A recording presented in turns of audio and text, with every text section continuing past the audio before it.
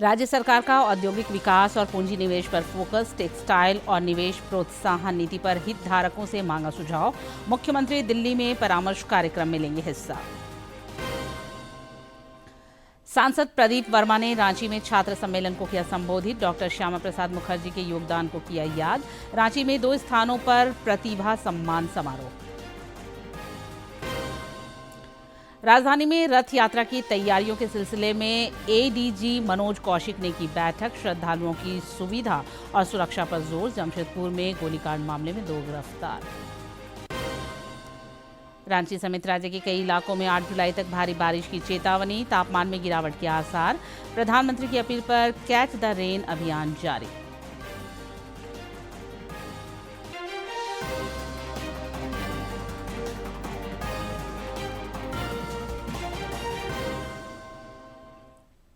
नमस्कार, खबरें झारखंड में आपका स्वागत है। मैं हूं निशा दीपिका सोरेन और अब समाचार विस्तार से।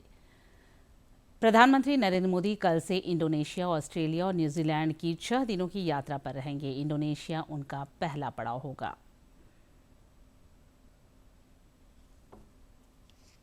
प्रधानमंत्री नरेंद्र मोदी सोमवार से 3 देशों की इंडोनेशिया, ऑस्ट्रेलिया और न्यूजीलैंड की आधिकारिक यात्रा पर रवाना होंगे।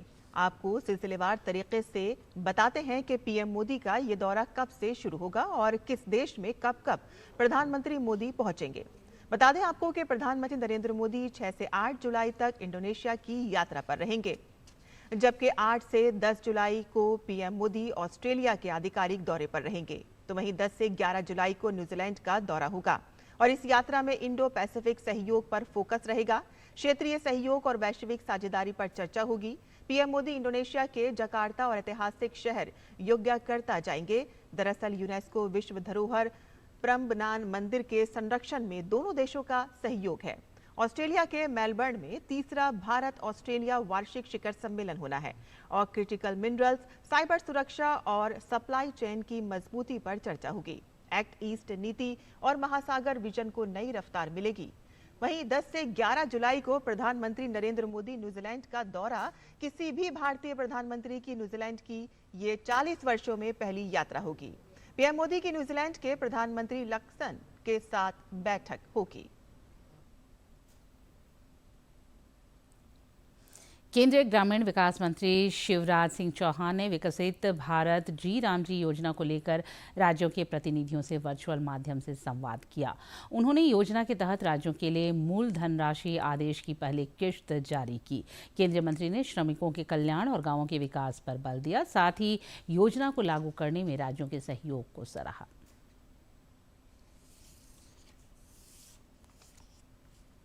के माध्यम से सभी राज्यों के साथ संवाद किया और विकसित भारत जी राम जी योजना के अंतर्गत पहली मदर सैंक्शन किश्त के रूप में 25,863 करोड़ रुपए जारी किए।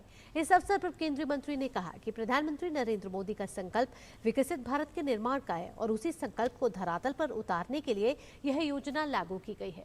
उन्होंने कहा कि एनडीए सरकार की प्राथमिकता है कि देश के हर जरूरतमंद मजदूर को सम्मानजनक रोजगार मिले और समय पर उसकी मजदूरी का भुगतान सुनिश्चित किया जाए। उन्होंने सभी राज्यों का आभार व्यक्त करते हुए कहा कि सभी के सहयोग और परिश्रम से योजना को पहले ही दिन सफलतापूर्वक लागू कर दिया गया, जो एक बड़ी उपलब्धि है। केंद्रीय कृषि मंत्री शिवराज सिंह चौहान ने कहा कि पूर्व की व्यवस्था में जो कमियां सामने आई थी, उन्हें नई योजना में दूर करने का प्रयास किया गया है। अब पारदर्शिता को सर्वोच्च प्राथमिकता दी गई है, जिसके लिए डिजिटल प्रेजेंस, जियो टैगिंग, समयबद्ध मॉनिटरिंग और तकनीक आधारित निगरानी व्यवस्था लागू की जा रही है, ताकि कार्यों की गुणवत्ता और जवाबदेही सुनिश्चित हो सके। केंद्रीय मंत्री ने यह स्पष्ट किया कि इस योजना के अंतर्गत किसी भी श्रमिक को 300 रुपए प्रतिदिन से कम मजदूरी नहीं मिलेगी।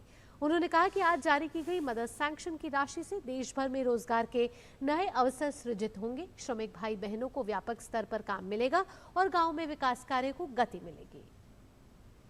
बेहतर रोजगार देने की संकल्प के साथ, क्योंकि गांव और गरीब प्रधानमंत्री जी और एनडीए की सरकार की प्राथमिकता है, तो हर मजदूर को मांगने पर सुनिश्चित काम मिले और इसलिए मनरेगा में जितनी कमियां थी उनको दूर करते हुए 1 जुलाई से विकसित भारत जी राम जी योजना पूरे देश में लागू हो गई है। आज हमने मजदूर भाई और बहनों को मजदूरी देने के लिए भारत सरकार की ओर से 25,863 करोड़ रुपए की मदर सैंक्शन राज्यों को जारी की है। नई दिल्ली में 8 और 9 जुलाई को झारखंड सरकार की पहल पर नेशनल स्टेक होल्डर्स कंसल्टेशन का आयोजन होगा। मुख्यमंत्री हेमंत सोरेन इसमें राज्य का डिजिटल रोड मैप पेश करेंगे। इधर उद्योग निदेशालय ने टेक्सटाइल, परिधान एवं फुटवेयर नीति और झारखंड औद्योगिक निवेश प्रोत्साहन नीति के संबंध में हितधारकों से राय मांगी है। मुख्यमंत्री हेमंत सोरेन इस सिलसिले में दिल्ली में आयोजित होने वाले हितधारक परामर्श कार्यक्रम में भाग लेंगे और 9 जुलाई को फीडबैक सत्र की अध्यक्षता करेंगे। राज्य सरकार का झारखंड में औद्योगिक विकास और पूंजी निवेश को गति देने पर ध्यान है। इस लिहाज से दिल्ली में होने वाला यह कार्यक्रम काफी अहम माना जा रहा है। जनसंघ के संस्थापक डॉक्टर श्यामा प्रसाद मुखर्जी की 125वीं जयंती वर्ष के सिलसिले में देश भर में कार्यक्रम आयोजित हो रहे हैं। रांची में भारतीय जनता युवा मोर्चा द्वारा छात्र सम्मेलन आयोजित हुआ, जिसे सांसद प्रदीप कुमार वर्मा ने भी संबोधित किया। इस अवसर पर मोर्चा के शशांक राज समेत कई पदाधिकारी मौजूद थे। रांची का शहीद स्मृति सभागार आज देश की अखंडता और राष्ट्रवाद के नारों से पूरी तरह गुंजायमान रहा। युवाओं को प्रेरित करते हुए राज्यसभा सांसद प्रदीप वर्मा ने अपने संबोधन में कहा कि डॉक्टर श्यामा प्रसाद मुखर्जी केवल एक राजनेता नहीं, बल्कि एक महान शिक्षाविद और विजनरी विचारक थे। उसी प्रकार से डॉक्टर श्यामा प्रसाद मुखर्जी, जिन्होंने एकता और अखंडता की रक्षा के लिए जम्मू कश्मीर के भारत में पूर्ण विलय के विषय को लेकर परमिट प्रथा का विरोध करते हुए एक देश दो प्रधान दो विधान दो निशान नहीं चलेगा का नारा देकर के भारत माता के चरणों पे अपने प्राणों की आहुति चढ़ाई, उसके बारे में इस देश के लोग जानते नहीं हैं। झारखंड में शासन करने वाले लोग भी आज के पीढ़ी के वही लोग हैं जो कांग्रेस के मारे हुए हैं, जिनके कारण डॉक्टर श्यामा प्रसाद मुखर्जी जैसे लोगों की कीर्ति उनके ध्यान में नहीं है। अगर वो जानते डॉक्टर श्यामा प्रसाद मुखर्जी का योगदान, तो ऐसा कभी नहीं करते। अपने संबोधन के दौरान सांसद प्रदीप वर्मा ने कांग्रेस और पूर्ववर्ती सरकारों की नीतियों पर तीखा हमला बोला। उन्होंने कहा कि डॉक्टर श्यामा प्रसाद मुखर्जी और उनके जैसे कई महान राष्ट्र नायकों के वास्तविक योगदान और इतिहास को देश की आम जनता और युवा पीढ़ी तक पहुंचने ही नहीं दिया गया। उन्होंने स्थानीय विश्वविद्यालय से उनका नाम हटाए जाने के हालिया विवादित मुद्दे को भी प्रमुखता से उठाया। वो तो आदरणीय नरेंद्र भाई मोदी के पिछले 12 साल के कार्यकाल में ऐसे कई महान हीरो, जिन्होंने देश के नवनिर्माण में, देश की आजादी में अपना योगदान दिया था, उनकी कहानियां लोगों तक पहुंचनी शुरू हुई। लाचित बड़फुकन को कौन जानता था? सरदार पटेल की स्टैचू ऑफ यूनिटी बना करके पूरे विश्व में उनके कीर्ति की प्रतिष्ठा अगर नरेंद्र भाई मोदी ने नहीं किया होता, तो उनके कद के बारे में शायद आने वाली पीढ़ियों को जानकारी नहीं होती। वहीं कार्यक्रम के आयोजक भारतीय जनता युवा मोर्चा के प्रदेश नेताओं और पदाधिकारियों ने इस संगोष्ठी की सफलता पर खुशी जाहिर की। युवा मोर्चा के वरिष्ठ नेता शशांक राज ने बताया कि इस तरह के कार्यक्रमों का मुख्य उद्देश्य आज की आधुनिक और सोशल मीडिया के दौर वाली युवा पीढ़ी को डॉक्टर श्यामा प्रसाद मुखर्जी के मौलिक विचारों, त्याग और राष्ट्र सेवा के प्रति उनकी प्रतिबद्धता से सीधे रूबरू कराना है। मुखर्जी जी का योगदान नई पीढ़ी के छात्रों में जाए, इसके लिए ये संगोष्ठी का आयोजित किया गया था। और जब श्यामा प्रसाद मुखर्जी जी का जन्म जयंती आता है तो लोग कश्मीर को नहीं भूल सकते, लोग बंगाल को नहीं भूल सकते और उनके किए गए कार्यों को भी नहीं भूल सकते हैं। इसलिए नई पीढ़ी में उनका पूरा विचार किस प्रकार से समाहित हो सके, आत्मसात हो सके, इसके लिए आज सेंट्रल लाइब्रेरी में ये संगोष्ठी का भारतीय जनता युवा मोर्चा द्वारा आयोजित। डॉक्टर श्यामा प्रसाद मुखर्जी की 125वीं जयंती पर आयोजित यह युवा संवाद यह साफ संकेत देता है कि देश की अखंडता के लिए दशकों पहले बोया गया वैचारिक बीज आज की युवा पीढ़ी के दिलों में पूरी मजबूती के साथ पल्लवित हो रहा है। इतिहास के नायकों का यह स्मरण निश्चित रूप से भारत के युवाओं को एक गौरवशाली और सशक्त भविष्य की राह दिखाएगा। रांची से असीम की रिपोर्ट। रांची में आज 2 स्थानों पर प्रतिभा सम्मान समारोह का आयोजन हुआ। स्थानीय रातू रोड में आयोजित कार्यक्रम के दौरान पूर्व मंत्री सीपी सिंह और भाजपा के पूर्व प्रदेश अध्यक्ष दीपक प्रकाश ने बोर्ड परीक्षाओं में उत्कृष्ट प्रदर्शन करने वाले विद्यार्थियों को सम्मानित किया। इधर अनगढ़ा के पुरुलिया रोड स्थित एक कॉलेज में भी जिला स्तरीय प्रतिभा सम्मान समारोह का आयोजन हुआ। इस दौरान आजसू पार्टी के अध्यक्ष और पूर्व सांसद राम टहल चौधरी ने विद्यार्थियों को सम्मानित कर उनका हौसला बढ़ाया। SIR को लेकर रांची में कांग्रेस की प्रदेश स्तरीय कार्यशाला आयोजित हुई। इस दौरान प्रदेश प्रभारी के राजू समेत अन्य नेता मौजूद रहे। बैठक में SIR अभियान की प्रगति, विभिन्न मतदान केंद्रों पर किए गए भ्रमण और बूथ स्तर पर संगठन की सक्रियता की समीक्षा की गई। पत्रकारों से बातचीत में के राजू ने कहा कि पार्टी ने बूथों में BLA तैनात किए हैं जो वोटरों को SIR प्रक्रिया में मदद करेंगे। मीटिंग में सभी ऑफिस बेरर्स को वेरी क्लियर इंस्ट्रक्शंस हम दिया गया कैसा हर एक बूथ में हमारा BLAs को एक्टिवेट करके हर एक वोटर को सपोर्ट देके वोट सेफगार्ड करने के लिए कांग्रेस पार्टी का योगदान क्या होगा सभी बारे में क्लियर इंस्ट्रक्शंस दिया। मेरा उम्मीद ये है, मेरा आशा ये है, ये झारखंड में कांग्रेस पार्टी ये SIR प्रोसेस में बहुत महत्वपूर्ण भूमिका निभाने के लिए हम काम कर रहे हैं। राष्ट्रीय अनुसूचित जनजाति आयोग की पहल पर राज्य के विभिन्न जिलों में चरणबद्ध तरीके से जनजातीय संवाद का आयोजन हो रहा है। इस सिलसिले में लोहरदगा के पेशरार प्रखंड कार्यालय में आयोजित प्रखंड स्तरीय जनजातीय संवाद में आयोग की सदस्य आशा लकड़ा मौजूद रहीं। इस दौरान उन्होंने जनजातीय समाज से जुड़े विभिन्न मुद्दों, समस्याओं तथा उनके अधिकारों से संबंधित विषयों पर विस्तृत चर्चा की। आशा लकड़ा ने जनजातीय समाज एवं सामाजिक संगठनों के प्रतिनिधियों द्वारा उठाए गए विषयों से अवगत होकर अधिकारियों को समाधान की दिशा में पहल करने की हिदायत दी। राज्य में SIR की प्रक्रिया जारी है। BLO द्वारा वोटरों को इन्यूमरेशन प्रपत्र उपलब्ध कराए जा रहे हैं। राज्य में बड़ी संख्या में अब तक लोगों ने इस प्रपत्र को भरा है। पूर्व मुख्यमंत्री अर्जुन मुंडा ने आज खरसावां में अपने बूथ जाकर पत्नी मीरा मुंडा के साथ प्रपत्र को भरकर BLO को सौंपा। रांची विधायक सीपी सिंह ने भी राजधानी में यह प्रपत्र भरा और सबों को SIR प्रक्रिया में सक्रिय भागीदारी के लिए प्रेरित किया। पूर्व केंद्रीय मंत्री रामविलास पासवान को आज जयंती पर प्रधानमंत्री नरेंद्र मोदी ने विनीत श्रद्धांजलि अर्पित की। इधर लोक जनशक्ति पार्टी रामविलास झारखंड प्रदेश द्वारा भी जयंती समारोह आयोजित कर पूर्व मंत्री को नमन किया गया। मौके पर प्रदेश अध्यक्ष वीरेंद्र प्रधान समेत कई नेता मौजूद रहे।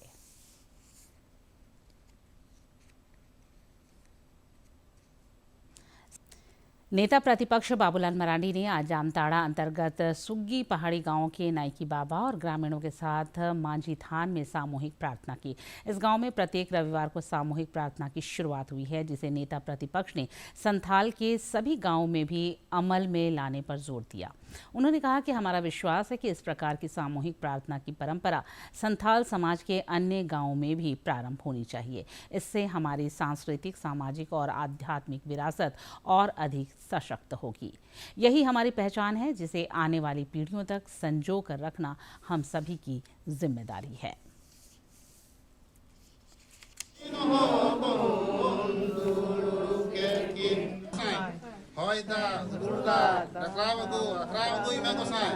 खेतरे बड़गीरे चासले बासले महाको जलिको जोको गेलेको मांगोसाई नाइते नपाइते बड़े गोसाई। रांची में 16 जुलाई से शुरू हो रहे ऐतिहासिक रथ यात्रा की तैयारियां जोरों पर है। ADG मनोज कौशिक की अध्यक्षता में आज एक बैठक हुई, जिसमें उन्होंने सुरक्षा के पहलुओं पर जरूरी निर्देश दिए। मेला आयोजन से जुड़े पदाधिकारियों ने भी कई सुझाव दिए। बैठक के समापन पर वरिष्ठ अधिकारियों ने स्पष्ट किया कि मेले की सफलता सभी विभागों के आपसी तालमेल पर निर्भर करती है। नगर निगम, बिजली विभाग, पेयजल, स्वच्छता विभाग और पुलिस प्रशासन को एक टीम की तरह काम करने का निर्देश दिया गया, गया ताकि देश विदेश से आने वाले श्रद्धालुओं को एक सुरक्षित और सुलभ वातावरण मिल सके। जमशेदपुर में पुलिस ने कदमा थाना क्षेत्र में गोलीकांड का खुलासा करते हुए 2 आरोपियों को हथियार समेत गिरफ्तार किया है। नगर पुलिस अधीक्षक ललित मीणा ने बताया कि आपसी विवाद की वजह से यह फायरिंग की घटना हुई थी।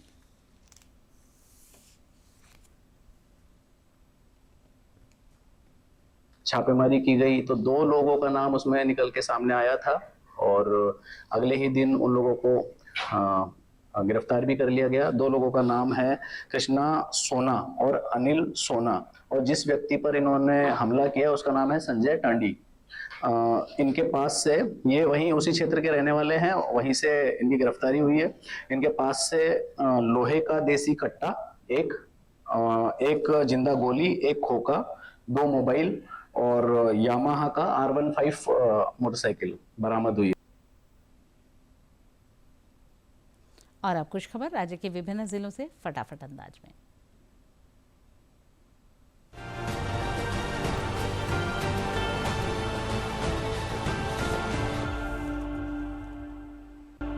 रांची उपायुक्त ने डूरंड कप फुटबॉल टूर्नामेंट 2026 के आयोजन की तैयारियों को लेकर मोरहाबादी स्थित फुटबॉल स्टेडियम का निरीक्षण किया।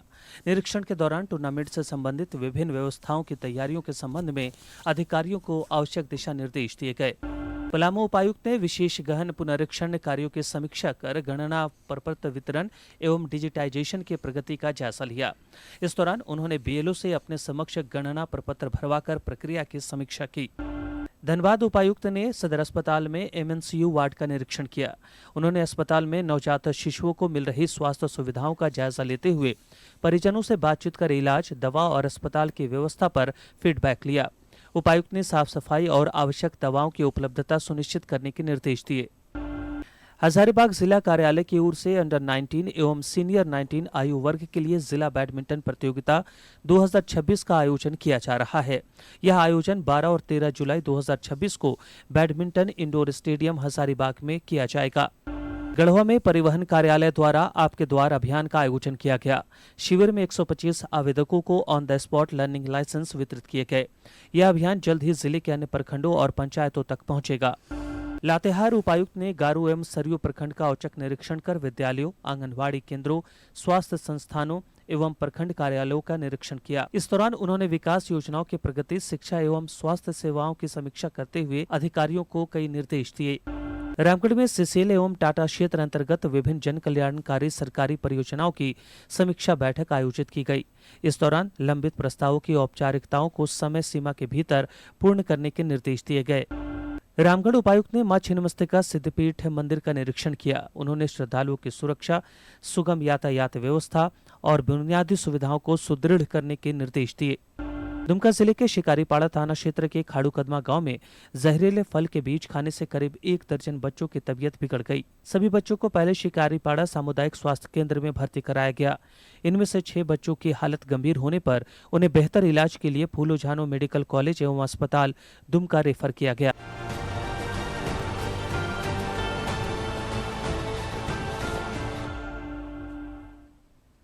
जानते हैं मौसम का हाल। उत्तर पश्चिम बंगाल की खाड़ी में बने लो प्रेशर और मानसून की सक्रियता की वजह से राज्य के कई क्षेत्रों में रुक रुक कर बारिश हो रही है।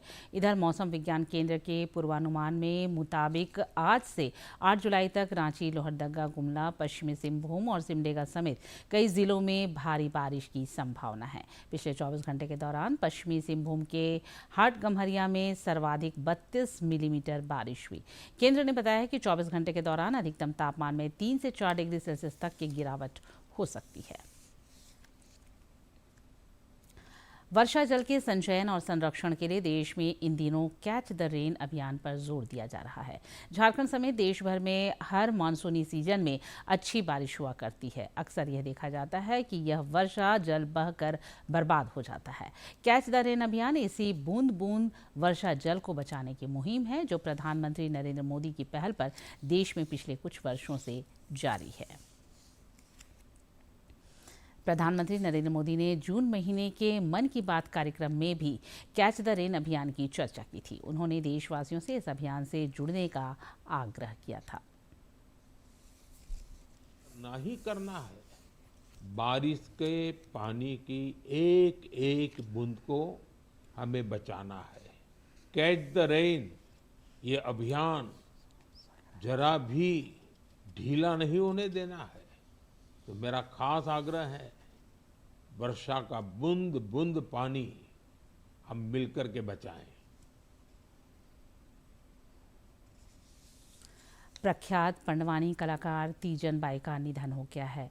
उनके निधन पर राष्ट्रपति, उपराष्ट्रपति और प्रधानमंत्री समेत कई मंत्रियों और राजनेताओं ने शोक व्यक्त किया है। उन्होंने कहा कि तीजन बाई ने अपनी सशक्त आवाज़, प्रभावशाली उपस्थिति और अनोखी प्रस्तुति से महाभारत की कथाओं को मंच पर जीवंत किया। अपनी विलक्षण प्रतिभा, समर्पण और वर्षों की साधना से उन्होंने छत्तीसगढ़ की समृद्ध पंडवानी परंपरा को देश विदेश में पहचान दिलाई। भारतीय सांस्कृतिक विरासत का प्रसार करने में उनका अमूल्य योगदान स्मरणीय रहेगा। उनका जाना कला एवं संस्कृति जगत के लिए एक अपूरणीय क्षति है। संडेज ऑन साइकिल अभियान के तहत आज भी देश के विभिन्न हिस्सों में साइकिलिंग से फिटनेस का संदेश दिया गया। जमशेदपुर में भी लोगों ने साइकिलिंग कर फिटनेस के अलावा एड्स के बारे में जागरूकता और उसकी रोकथाम का संदेश दिया।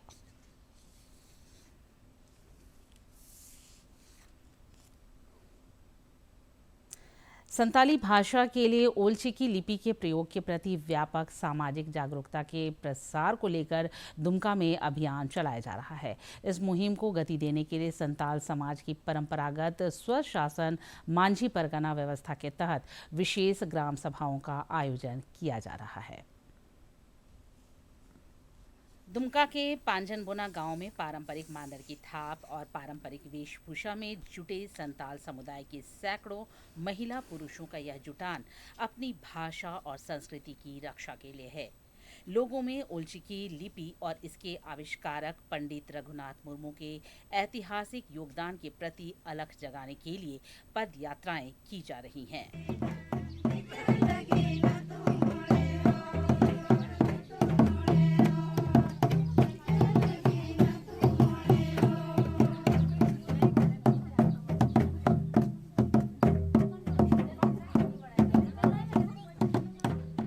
इस लिपि जागरूकता अभियान से जुड़े सामाजिक कार्यकर्ता सुशीला मरांडी और सुबान सोरेन ने इस मांग के पीछे के तकनीकी कारणों को स्पष्ट किया।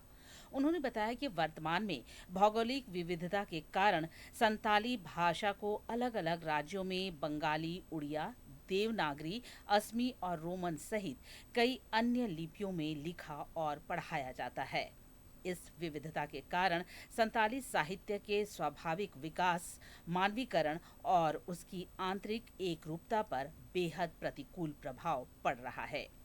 अबू आदिवासी ओलचिकी संथाली अडी तायम कान तबुना आदो उना लहा लगी ते हेमंत सोरेन से मांगले दहो का जेमन अबुआ ये ओलचिकी स्कूल कॉलेज रे जेमन हुजुग जरूर कना जेमन लहा से बुन बढ़ा दाड़िया अदो नुआ चिकी अडी मारंग उपरुम अबुआ समाज रे सदरदा बोले ओलचिकी दो और इटा जेब दो ओहमेन के आले कना नुआ दो खुद अबुआ लिपि कना अबुरेना आविष्कार का।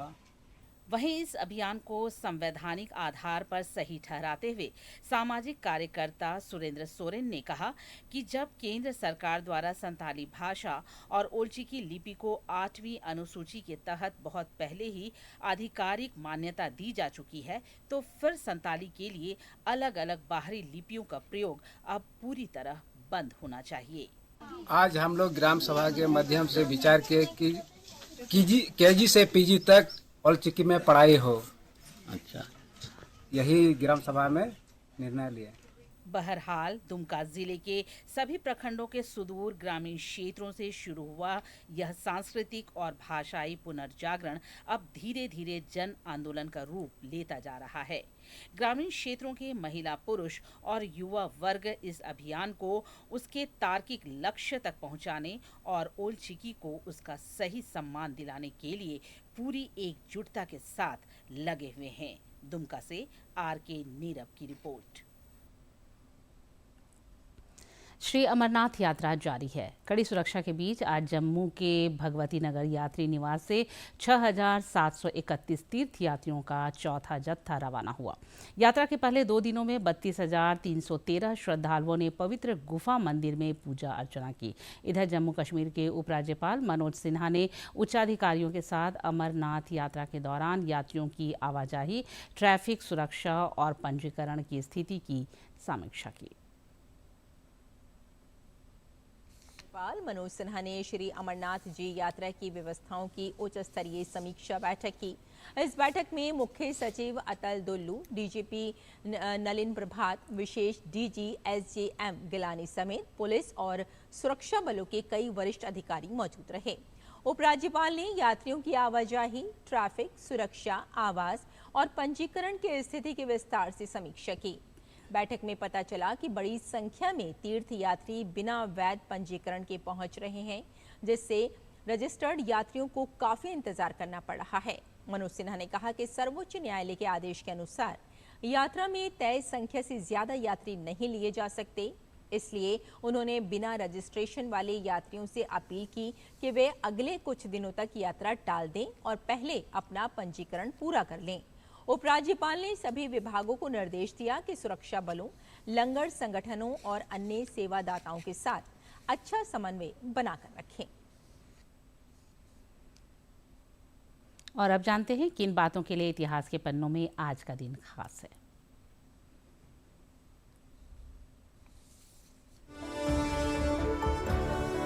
5 जुलाई साल 1954 को बीबीसी ने अपना पहला टीवी न्यूज बुलेटिन प्रसारित किया।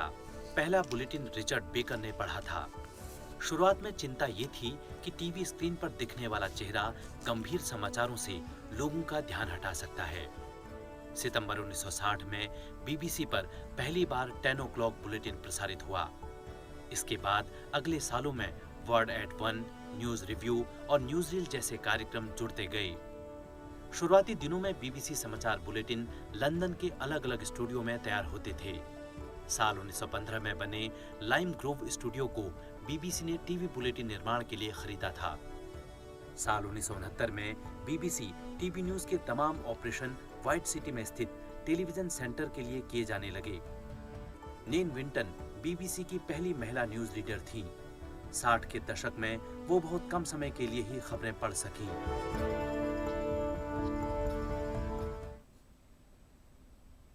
और अंत में मुख्य समाचार एक बार फिर।